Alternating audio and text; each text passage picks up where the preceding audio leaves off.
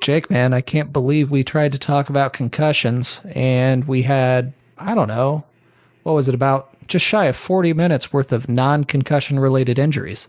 Yeah, man, it turns out like during that whole 40 minutes, it didn't even occur to me. Do you think that has to do with the concussions?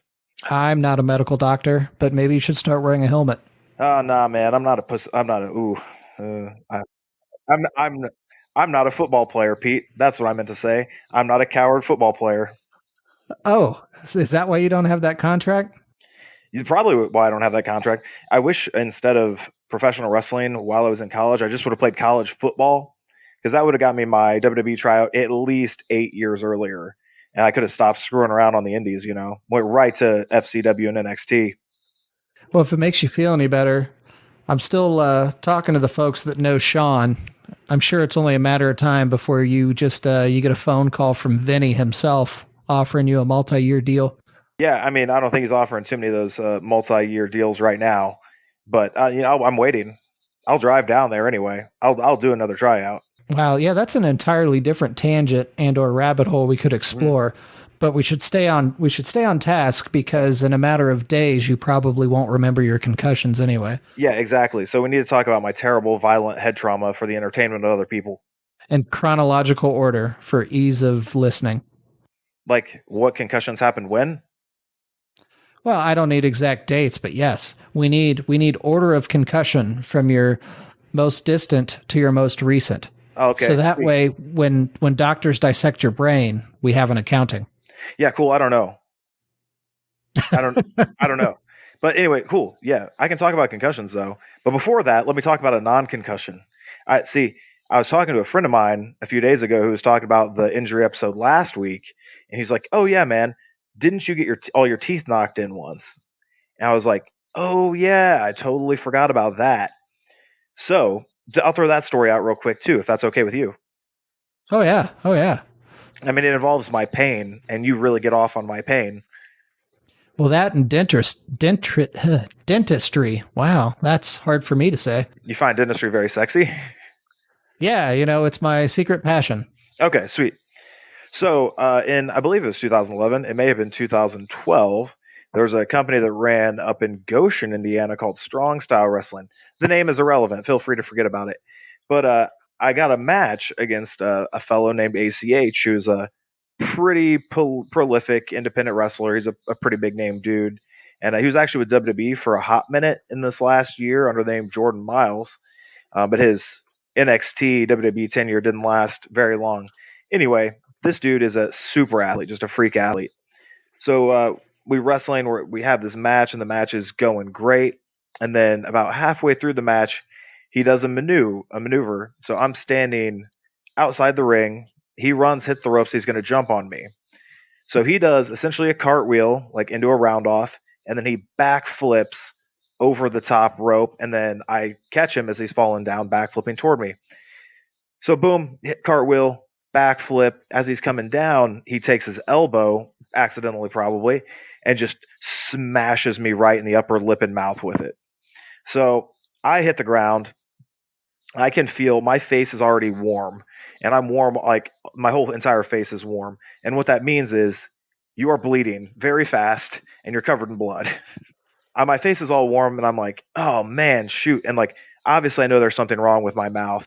As a wrestler thing to do, anytime you get hit in the mouth real hard, usually you go ahead and you take your tongue and you kind of tap every one of your teeth and count your teeth just to make sure they're all still there. What's your tooth count right now? Do you have your standard so you know if one is missing?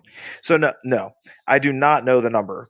It'd be great if I did know the number, but all you do is kind of like start at the top and then go all the way around the top and start at the bottom and go all the way around the bottom just to make sure there's not a hole. Like just to make sure there's not a gap. So boom, he smashes me in the face. Now I'm on the ground, and in my head, I don't have insurance at this time because I'm real smart. And so I'm on the ground, and I know there's something wrong with my teeth, and there's something wrong with my mouth, and so I'm freaking out because I don't have insurance, and the first thing in my head is I can't cover dental.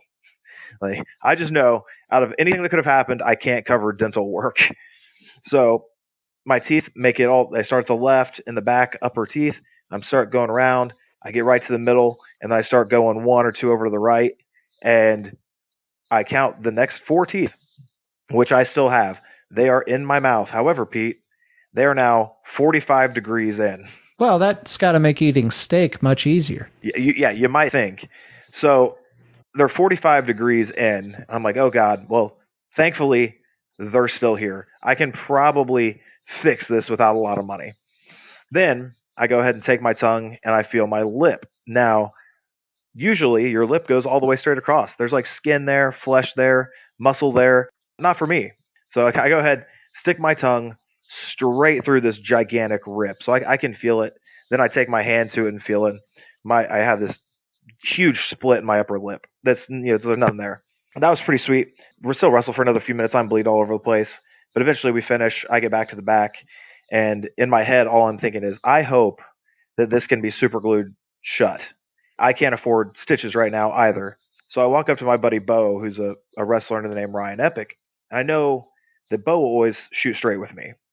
So I go up to him like, "Hey man," and he will also know exactly what I mean. What I'm asking if something can be super glued shut or bandaged shut. I go up to him, more on the same wavelength. I'm like, "Hey man, I need you to be honest with me. Do I can I glue this shut?" And he just looks at me and he looks down and sighs like, "Oh man, nope, you got to get stitches. I'm gonna go get the car, pull it around." Bo gets the car, pulls the car around, takes me to the hospital. I ended up getting a handful of stitches, and then over the next like week and a half, 2 weeks, every time I could, like I was thinking about it during the day, I just took my tongue and pushed those teeth back in the direction that they were supposed to be. Just because I was like, in theory, if I push on them all the time, they'll reset eventually. And I didn't have to get any dental work done. Eventually, they reset after like 2 weeks, but I just couldn't like eat solid food with that half of my mouth for 2 weeks. So, are you saying right now that orthodontics are just crap? It's fake science, fake degree, fake doctors? Not completely. Like it's not on the level of chiropractic, but it's maybe not the most necessary thing in the world. I brush twice a day. Oh man, though, when's the last time you were at a chiropractor? That immediate relief is worth the $20. Last year, I went to a chiropractor for the first time in my life. I went to a chiropractor probably 6 times over the course of 8 or 9 weeks, and I liked the dude. He was cool. Like he popped me, and it felt good. But I just didn't think like it helped that much. And I haven't been back since. It's been at least 7 or 8 months, and I guess I kind of feel the same. Oh yeah, I don't think there are any long-term gains. It's mostly, oh crap, I'm real stiff, and because it's relatively cheap, here's $20. I just need a little bit of relief.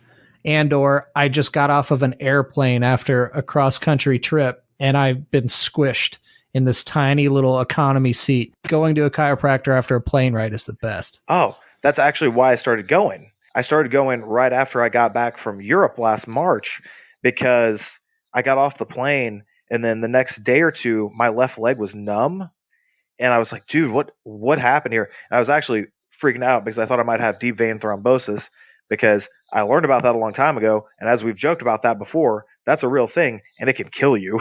Oh yeah, the DVT is no laughing matter. Yeah, and then but then the more and more I thought about it, looked into it, I was like, dude, it's probably a pinched nerve. My lower back probably got compressed from being in planes for so long, and that's totally what it was. So that dude popped me for a while, and he was really cool, and I totally understand why people buy into all their stuff because yeah, man, he would have convinced me had I not been a worker, a wrestler in the business, that I needed to see him twice a week for the next at least 3 or 4 months, and then maybe we could have whittled it down a little bit. I think that gets to be the problem. It's like, oh yeah, I go maybe once every 2 or 3 years. And it's always like, oh, could we schedule it next week? It's like, nah, man. Nah, I just had some pain that I needed you to square away and you did. Mhm. Sure, I'll be back later, but this is not a 3 times a week issue because Yeah, it's not going to get cured. yeah, exactly. And I feel like there probably has got to be a way for it to be lasting and work. Yeah, I don't know. It just makes me wish I had a best friend who was a chiropractor and I could trade something for it, or you could do it for free because it takes 4 seconds. All it takes is an inversion table. Look at that like 800-year-old dude who invented it, man. He knew what was up. Power to him. So those are the only times I've actually been to a chiropractor. And orthodontics, it may not be more important unless you have like a wicked overbite. Then it probably is important. You should probably do that. You should fix that. So that was my story of working with a fellow named ACH and how he knocked my teeth in. I also got stitched up, came right back to the show because the Goshen Hospital had a great turnaround time. I came back, and the dude didn't even apologize. Like at no point did he even say sorry. That kind of rubbed me the wrong way, Pete. I had to get $1,200 in stitches. What is the etiquette on that? Let's say, even hypothetically, if you did what you needed to do appropriately, but maybe you were wrestling with an inexperienced guy who didn't know how to take the bump and he gets hurt, do you still apologize? And vice versa, if you executed the move improperly and that's what hurt him, do you apologize Yeah, then, or do you just act tough the whole time? I feel like you should apologize no matter what. Like if a dude gets hurt, even if it's their fault, you should probably be like, "Hey dude, I'm really sorry." Or at least, "Hey dude, really sorry that happened. Here's what you could do to make sure that doesn't happen again." Or something. You know what I mean? But like it was straight up his elbow that smashed my face open. I went and had to go get stitches, and it took all of the money I made that night and then another $1,000 to fix it, where it's like, "Oh, hey man, I'm really sorry that happened." And then since wrestling's not ballet, I would just be like, "Oh, okay, dude, thank you, I appreciate it." And I'd have more respect for him if he'd apologized, but he didn't. You know, it was just like, "Oh, okay, like, oh, all right." This too is off topic, but does anyone ever hit up another wrestler for a contribution on their medical bill? No, I don't think so. But there are definitely times where that I think is pseudo applicable. You know, like if especially if the dude is dangerous and it was their fault, then I don't think it's out of line necessarily for a worker to help. But then again, you know, I accidentally popped a buddy of mine's eardrum, and I've never paid any of his bills, but he's also, you know, chipped two or three of my teeth and didn't pay for any of that. So you kind of just let it go. However, it would have been nice if the dude was at least like, "Hey, dude, I'm really sorry. I'll buy you dinner," because he made a lot more money than I did that night. So like I would do that at least, you know, or like, "Hey, man, let me grab you a beer," something. Yeah, I think the effort goes a long way. I think that it's funny, though, to look at it in some weird form of accounting. Yeah, I blew out his eardrum, but he's got 30% of my left incisor. So, we call it even. Yeah, and that's why it's good to work with your friends because if you hurt them, they're just gonna let it go. It's not a big deal. Like we all get hurt at some point. Several other of my friends have hurt me, and I'm not gonna get on them about that because it could have just as easily went the other direction. But have any of your friends concussed you? They have. Oh, before I go to that concussion, Oh, no. My fault. they might be a story for another day, Pete. But going back to the teeth getting knocked in story, I did briefly reference that story on a past episode. Lots of subtext where the picture of me getting stitched up actually got liked on Instagram by an ex of mine 4 or 5 years later to let me know she was creeping and she still hated me. So if you want to hear a story about a psychopathic girl who apparently like still creeps me years and years later because she was obsessed with me and she thinks we were engaged even though we went on one date, then yeah, you should look up lots of subtext. That's a really good old episode in the archives. That's a heck of a reference. It's almost like we did pre show research. Hey, I just remember the name of that one, and I've been going through and backlogging everything for YouTube, so I'm pretty fresh on all of the Off the Cliff Pod episodes, Pete. It's episode 57 today. You're probably a better man for it. Yeah, I think so. And it brought back some other little like hints of a story that I might have forgotten to tell that now I can tell. So it worked really well. Absolutely. Yeah. But yes, speaking of friends that have concussed me, moving into my head injuries, back in the day, I want to say this was 2012. My good friend Russ Jones and I went up to a show in Detroit, Michigan. It was called Wolverine Pro Wrestling. Or no. This was Metro Pro Wrestling. So Russ Jones and I go to the show, and we have a match, and you know we have a pretty good match. It's all right. It's probably not our best by any means. At the end of the match, I take a maneuver where he has me up on his shoulders like in a fireman's carry. He grabs onto my knee, like one of my legs. He takes his other hand, pushes my chest up, and swings me around to smash my back into the mat. However, when we're going in midair, his hand shifts from my chest up to my face. So as he's propelling me around to the ground, I know, oh God, if he follows through at all, he's going to ricochet my head off the mat like a basketball. So I know this is going to happen in air. It's amazing the amount of stuff you can process in half a second. It sounds like you're processing like 20 minutes of information in just a second, where I'm like, oh no, that's not good. I'm about to get a concussion. There's nothing I can do to protect myself here. I guess I just need to like grit my teeth and hope for the best. Oh man, that's an interesting thought. Gritting your teeth is probably for the best because you don't want to chomp your mouth, but the biting ensures that all that shot goes right into your head. Yeah, well, there's a like jaw impact concussions are a huge thing too, especially in combat sports. If somebody has their mouth open and they say take an uppercut and their lower jaw clanks into their teeth and their upper jaw, that vibration can give you a really bad concussion. That's why you want to have a mouthpiece in, you want to be chomping down tight because with a tight jaw, you're a lot less likely to get a concussion. Yeah, you might think in theory that you could slow some of the speed with your mouth closing, but so very little of that speed is actually lost before your top and bottom jaw connect and transfer the energy. And it happens so fast that you can't stop it. It happens so fast you can't even accommodate or try and change it at all. So before you know it, boom, you're knocked out. So many dudes get knocked out so fast anyway. As I'm going to the ground, I'm just like, I'm gonna get a concussion, and I knew it. So I brace my neck, and I have some good neck muscles, Pete, and it saved me from a lot of concussions. It saved me from broken necks, but I couldn't save myself from this concussion. So Russ's hand is on my head, my back hits, and then boom, he spikes my head off the mat like a basketball. I actually, in my head, felt my brain hit the back, hit the front, hit the back, and shimmy back and forth a few times. Have you ever felt that before? Yes, but probably not to that extent. But a definite, you feel a movement and then there's head pain, not headache, but like head pain as a result. Yes. So that sounds like I'm exaggerating, that you can actually feel your brain bounce in your head. So I'm hoping at least a few of the listeners out there have had this, because if you haven't had this happen, you totally think I'm lying.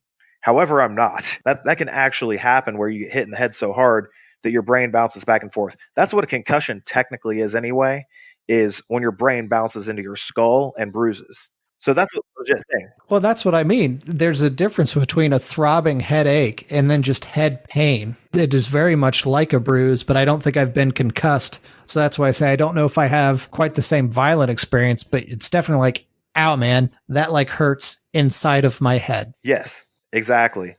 Also, a thing that you might think isn't real, but totally is real in regards to concussions, is seeing stars. Like your Oh, yeah. vision, like you go black and then you legit just see stars. That's not hyperbole. That's just like that actually happens. Boom, somehow you see the phenomena of what appear to be stars for a minute. Boom, everything goes black. Your head bounces around your skull, and then it's just you see some stars, and you're like wondering if you're alive. And did you immediately question whether or not you lost control of your bladder? I did not. Have you done that?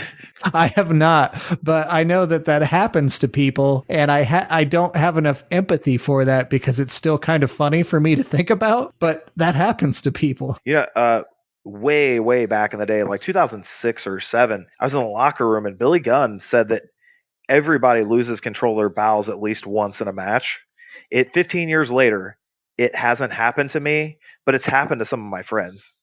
It's funny, and we laugh about it. The CM Punk, I know, has even told that the story on TV about the time it happened to him. But also, it's like, man, that's one of those things like you don't think that could ever happen, but it's totally real. It's relevant. So I can't get too in depth into it. It's not like it's classified or anything like that, but during some of the training that I've had in my life, there's a maneuver where you strike someone, and if you do it hard enough, you can render them unconscious. And it's a weird kind of thing that you wouldn't expect. But also, if you do it hard enough, there's something like a just under 50% chance that they crap their pants as a Really? result.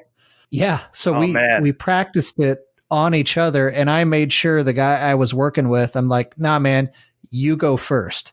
I don't know if he really made the connection, but my intention was I'm vulnerable because I'm facing away from you. If you hit me so hard that I hurt myself or crap myself in this room full of people, just know that your receipt is going Yeah. to be real bad. That's a completely cool way to look at it. Like, hey man, I want you to gauge how hard you want to hit me, because that's how hard you're about to get hit directly back. Oh, yes. Think about it long and hard. But I don't think he did, because he went at probably 80% of full strength, which was probably too much. But you kept yourself together. Oh yes, yes. I Okay. did not lose control of my bowels or anything. So the dude's 21 years old, Mhm. and I'm, almost. I was 33, so it's like I know better. I can't hurt this 21-year-old kid because I feel bad. He's just excited to be here. I don't know, man.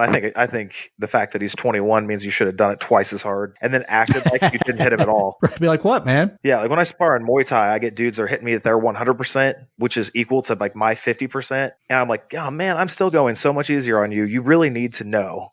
It's like I really just want to lay one in, so you back the hell off a little bit. I've done that at the gym and I feel bad. Not that I'm a big dude, but a guy I go to the gym a lot with is not at the same level I am. Mm, So sometimes when he starts feeling himself and gets a little cocky, I'll throw an extra 45 on each side and I'm like, all right, man, I just did 10. What do you got? And he struggles with one and then he mhm. shuts up. But Yeah. then I just feel bad. See, if he didn't have the ego, it wouldn't be a problem. Like if he was just cool with it, it wouldn't be a problem. That's why I don't have a gym ego, because I lift with people like Russ Jones and Jake something. I already know they're going to lift double the weight I do, so I might as well just be smart about it and try and put on actual muscle mass as quickly as I can to try and catch up to them. I never will, but it's like, you know what? You'll really lose progress when you get hurt for 6 months because you shouldn't have tried to squat 400 pounds. Or because said Russ Jones spikes your head off the mat. Yes. So when it comes to Russ spiking my head off the mat, he totally smashes my head off the mat, right? Then I remember only little tiny bits and pieces for the rest of the night. But here are some of the bits and pieces that I remember, Pete. Here's the highlights. All Yeah. right.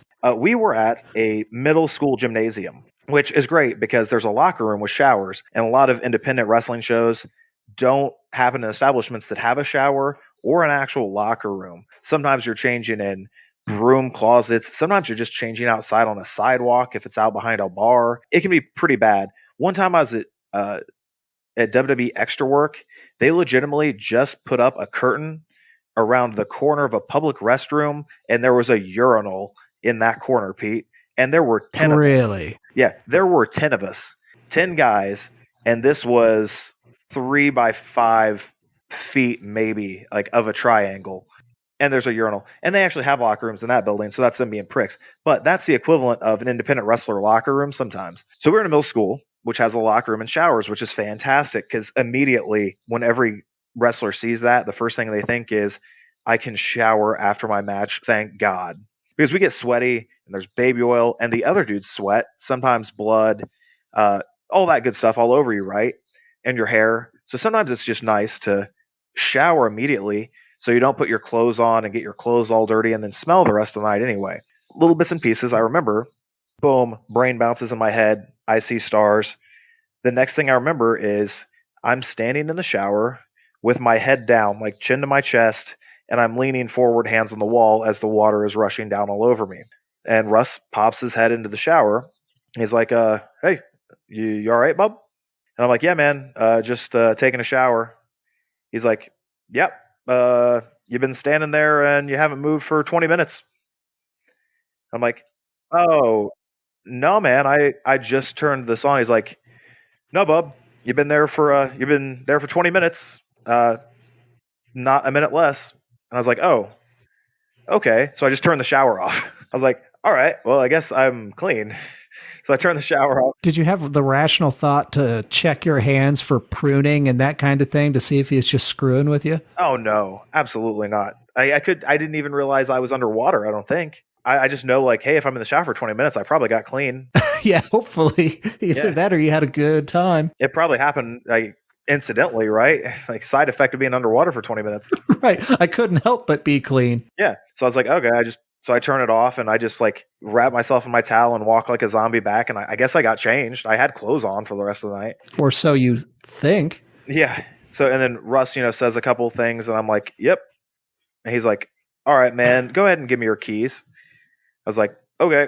And I handed him my keys. I was like, why? He's like, yeah, because you're not driving home, man. You're real messed up. I'm gonna go ahead and drive your car back to my place, and you're gonna stay with me tonight. Russ lives about a 3-hour drive away from Detroit. He in northern Indiana, but luckily he had someone with him, so that person could drive his car back and follow us. So Russ, grabs the keys to my truck. He's like, you're gonna go ahead and hop in the passenger seat. You're staying with me tonight. And I didn't even argue with him because I trust him. He's my friend. But at the time, I probably didn't know that my head was that messed up. Plus, I've fallen asleep while I drive lots and lots of times. I probably could have got on autopilot and listened to my GPS or whatever and made it home. But it would have been one of those things where the next day, I don't know how I made it home, but somehow I did. Have you ever had those? There should be a heck of a disclaimer that says that this is not encouraged. But one time that happened to me after working two consecutive 12-hour shifts for two different jobs. But yeah, I definitely got in a driveway and felt like I woke up in the driver's seat. Like, wait, how am Yeah. I here? Like, it's scary. That's really kind of the story of my indie wrestling life over the last 15 years. I've so many crazy things have happened like that. I'm like, dude, how did I get home? And it was like a 5 hour drive, and I don't remember any of it, which isn't good. Don't do that, people. If you're listening, don't do that. Just stay somewhere. But it's a thing that happens, right? So I probably could have made it home. I don't know. Maybe I would have died, whatever. And then the next thing I remember happened about 2 hours later. We're 2 hours into the drive home, and we stopped at a Denny's. And I felt like I woke up sitting there at the table. And I wake up and to look at the table in front of me, and I see Russ and his friend in front of me, and they're like, "Hey, you all right?" I'm like, "Yep, just eating pancakes." It looked like I had what used to be just a huge stack of pancakes, just covered in syrup and chocolate and whatever. I'm like, "Yep, just eating my pancakes," which is weird because I'm not even that much of a pancake guy, Pete.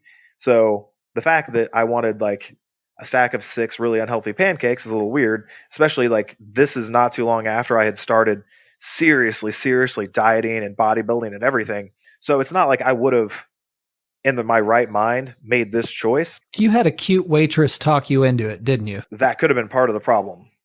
And I only know that because of what happened next. So I finish my pancakes and we go to pay. So I go up and go to pay, and she hands me my receipt and says something. I'm like, "Oh yeah," and I like hand her my credit card or whatever, and like I write the tip and whatever. I turn around and I had a conversation with a girl, but I don't remember it all. I turned around, and then Russ pays, and he comes up and he's like, "Hey man, what happened there?" I'm like, "Oh dude, what are you talking about?" He's like, "That girl was throwing herself at you, man. She wanted you to like ask for her number or something."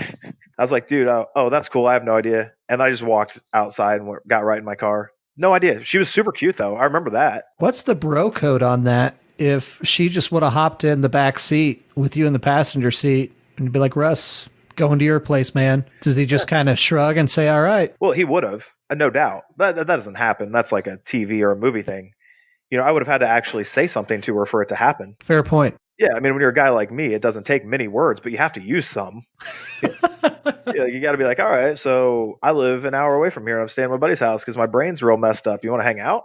I didn't even say that. That might be the most coherent pickup line she would have heard all night at a Denny's. Yeah, it was super late. It was, probably midnight, 1 a.m. at the earliest. You know what? Maybe I'll try it again someday, Pete. I'll let you know how it works. Yeah, maybe do it when you're not otherwise involved, man. Yeah. You may or may not be. So I may or may not be encouraging these things. That's all I'm saying, or not saying. Yeah, exactly. So that was the night I got a concussion in Detroit. So that was pretty sweet.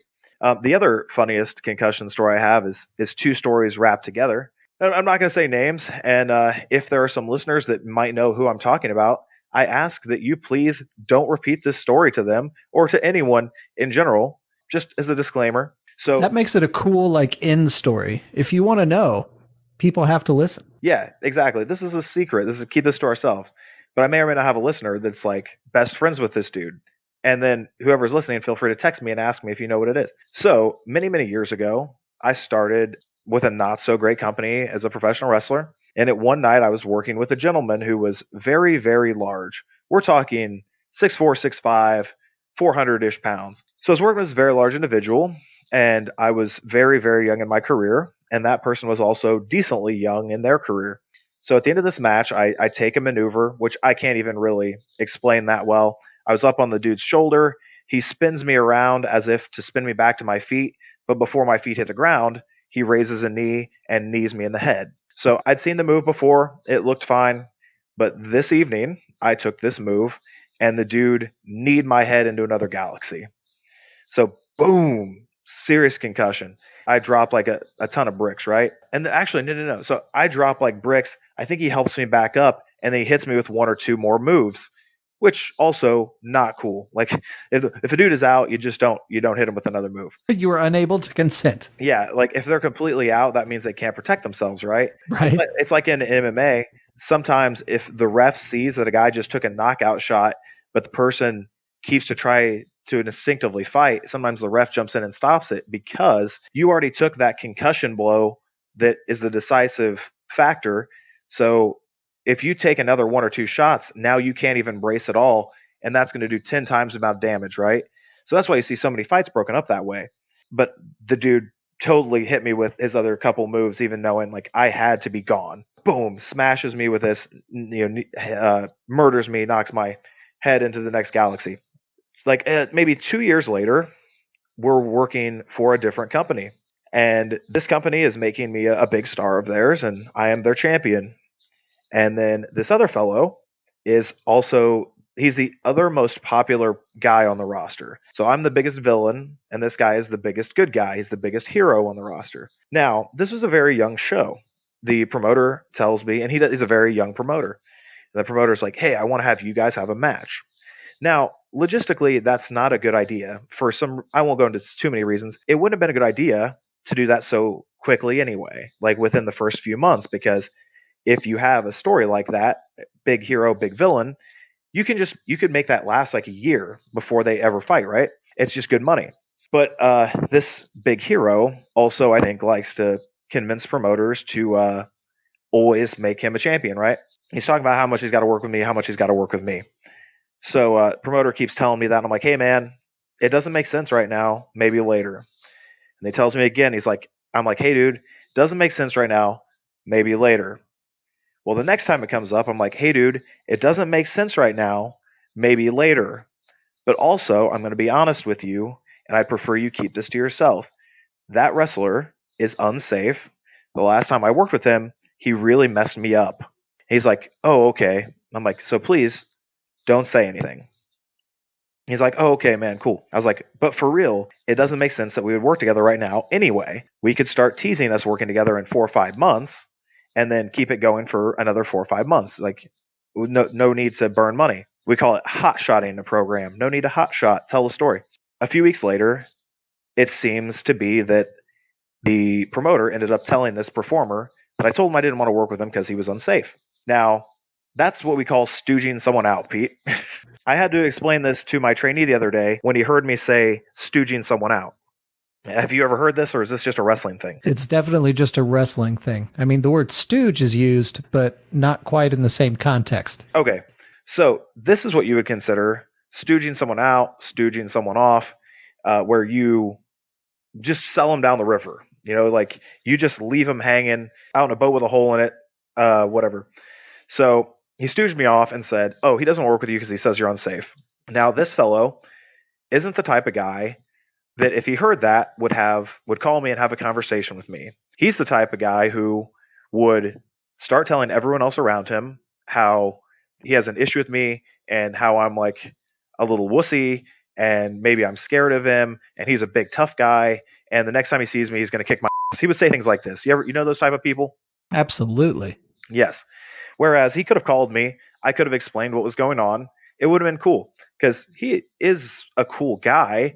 We just have some difference of opinion, right? I should say this now, like we're cool. I still really like the guy, and now he's actually like a really, really good professional wrestler. Just at the time, we were both young. So he starts saying all this stuff to all these other people. So the word gets around to me pretty quickly that, oh hey man, yeah, do you you have a problem with him because he's saying this and that, and you didn't want to work with him because he's unsafe, and he says you're this and he says you're that, and I'm like, oh man, I don't want to deal with this. And I'm so young into my career, Pete, that one guy with a loud mouth could do some real damage to me. He could get me off of some shows and really make my life hard. And I'm so young, I don't want heat with anyone anyway. I just also don't want to get my head knocked off again. I'm trying to walk that thin line, of like not dying and also like having a functional career. I'm trying to think like, dude, how do I resolve this? Like, how do I resolve this as soon as possible with as little damage as possible? So I came up with an idea, Pete. I came up with a good one. Is it murder? Did you come up with murder? No, but it was violence related. So Oh, well, then it's probably a good plan. yeah, it was violent related. Now, I'm not much of a fighter, Pete, especially back then, that long ago. I was not a fighter at all. I didn't look like a fighter. I didn't have a good physique. I was probably tough in our guard, but like I wasn't skilled at any type of MMA or anything. Unlike now, where I'm an unstoppable badass and could probably be like an MMA champion, you know? So, but like at the time, I wasn't. I was a little wuss. But and this dude legit has 5 or 6 inches on me and has at least 100 pounds on me, if not 150. So I'm like, all right, well, I'll see the dude next week. I know what I got to do. So I go to the show. I get there early because I'm always there really early. I'm sitting around and it's filling in. A lot of the wrestlers are there. So this gentleman walks in and he starts shaking people's hands because it's tradition to shake everyone's hand when you come in. He comes over to me. I stand up. I take a couple steps to him so he knows I'm coming right to him. I extend my hand. I'm like, hey, dude, good to see you. When you put your stuff down and finish making the rounds and saying hello, it'd be great to talk to you for a second. I think we have some stuff we need to work out. And he looks at me and he's like, oh, yeah, man, definitely. And kind of that sign of like respect, like, okay, yeah, sure. I didn't puss out on him or anything like that. So that's a good sign. So he makes the rounds and then he starts coming back over to me. I stand up and I go up to him. This is a version of shooting my shot, Pete. So I'm like, hey man, I'm just gonna be honest with you. I've heard from a few different people you were saying this stuff that I didn't want to work with you because you're unsafe and you're saying I'm a pussy and whatnot. I'm like, I just want to let you know I did not say that. And I straight up lied to him, Pete. I said, I want to let you know I did not say that. I was like, what I did, however, say is that it doesn't make sense that we would work together. It doesn't make sense that we work together right now because instead of making this a 1 month thing to draw in a crowd for 1 or 2 months, we could make it like an 8 month thing or a 9 month thing that's called making money. I was like, I'll work with you any day of the week. I was like, Monday, Tuesday, Wednesday, Thursday, we can have a feud for 7 months. I was like, in fact, let's go ahead and plan that, whatever. But I just want to let you know that I was in no way talking about you. And I just want us to put an end to it right now. And if you don't believe me and we need to settle this, let's go ahead and step out into the parking lot. We'll settle this like men and wrap it all up. Do you think that's pretty good?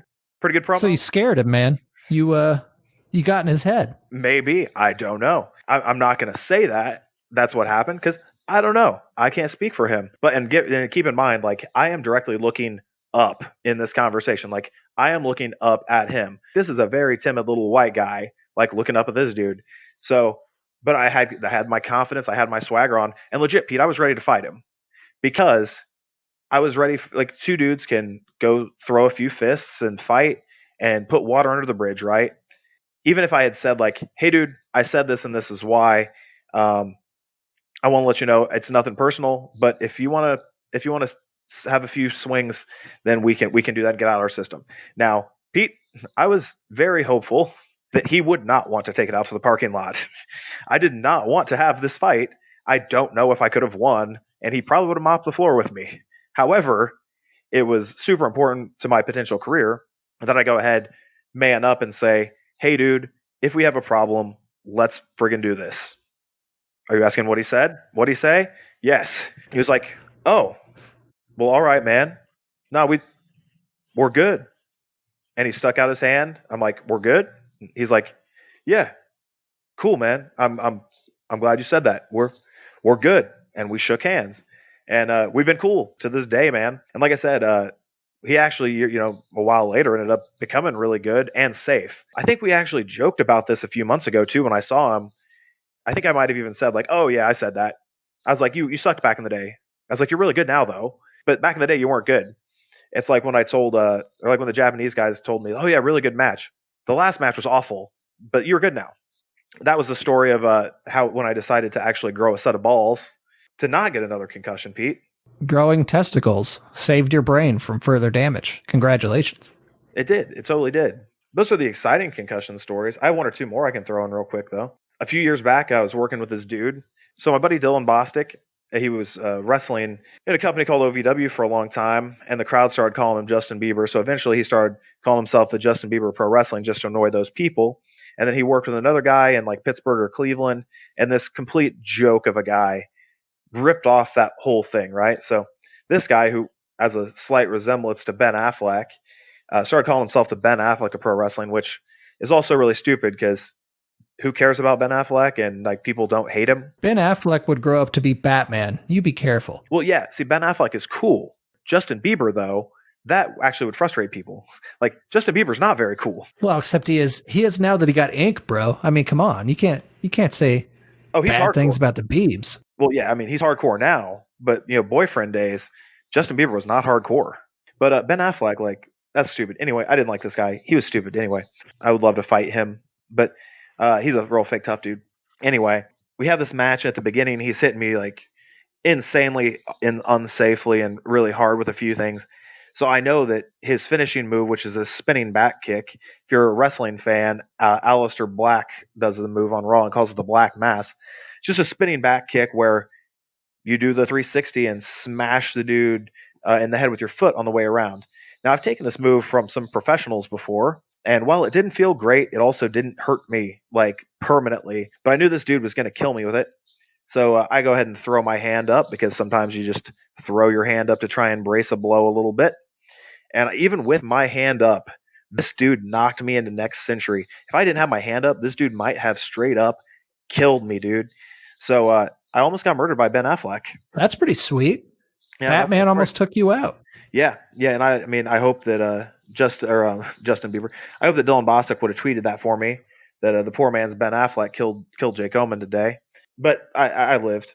And then the last story of where I think I got a concussion goes to my last trip to Denmark, man, which was awesome. And you can hear me talk about in The Fox and the Falcon, cheap plug, in the archives at Off the Cliff Pod. As I'm hanging out with the Fox and the Falcon, I go and wrestle for Copenhagen Championship Wrestling. And I wrestle one of my good buddies, a fellow named Nitro Green. He's awesome. He stayed with me over the summer. Actually, we talk about it in an episode called From Denmark to Mexico. You should probably listen to that one. So he comes and stays with me for Man, you are now real well versed. Yeah, man, I know our stuff, bro. Dude, yeah, you know how I couldn't recall this stuff before? Yes. Yeah, concussions. Yeah, CTE. But yeah, now that I'm super well versed in all this, so you can listen to that one too about my buddy Mikko coming and staying with me for a week or two in the States. So we had this match in Denmark, and straight up, it was my match of 2019, my favorite match of the year. It's on YouTube. You can YouTube Jake Oman versus Nitro Green and find it. Actually, I think if you go to Jake Oman 2012, the link in my bio, in my description, is the link to that match. So you can watch that match. We had this great match. But his finisher at the end, he has me set up in a weird way where he's got a hold of my head, but I'm leaning backwards. And then he's going to spin 180 and take my head and neck and plant it into the ground into this really violent variation of a move called a DDT. Mikkel's calling it, and we are practicing some of this stuff before the show. And I just know, like, oh man, he is going to kill me with this. Now, he's a completely safe professional wrestler. He's really good. I just knew that if there was one thing that could go poorly potentially, it was going to be this move, especially when we get into the zone and we're going to be super intense and we're buddies. So it's going to be even more intense. We're going to have to crank it up a notch and make everything just almost a shoot, almost completely legitimate. And then we get tired. This is going to be brutal. It could really hurt me. But then again, Pete, it was the finish of the match, and I was going to lose. So I don't even have to worry about kicking out. He can just push my lifeless body over to my back and pin me 1, 2, 3. And then if I have a broken neck or a concussion, the EMTs are the only ones that are going to have to pick me up. I don't even have to get up, bro. Convenience, right? How embarrassing would it be, though, if you get accused of not selling after that happens? Oh, dude, I was unconscious. Yeah, man, but you didn't sell it. You know what we call it? We call that dead selling. Yeah. There's a term for that. Yeah. It's like if something happens to you, usually you'd be like, yeah, dude, don't dead sell. Like, don't just lay there like you're actually dead and not do anything. But if there's a time to dead sell, Pete, it's when you took something that actually dead you. Man, I was out there and I got deaded. Yeah. I'm pretty sure that's a hood term, bro. Don't get deaded. I think you're right. Yeah, dog. So we're doing the match or whatever. It's super bad. Probably one of the best matches you've ever seen in your entire life. But I don't want to hype it up too much.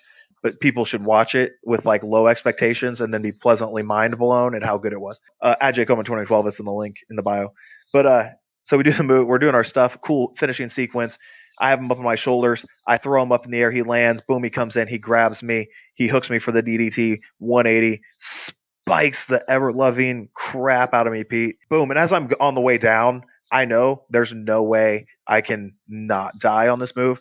So I even just like kept one of my feet planted. So it was like I turned and I landed like a tripod, just head straight into the ground.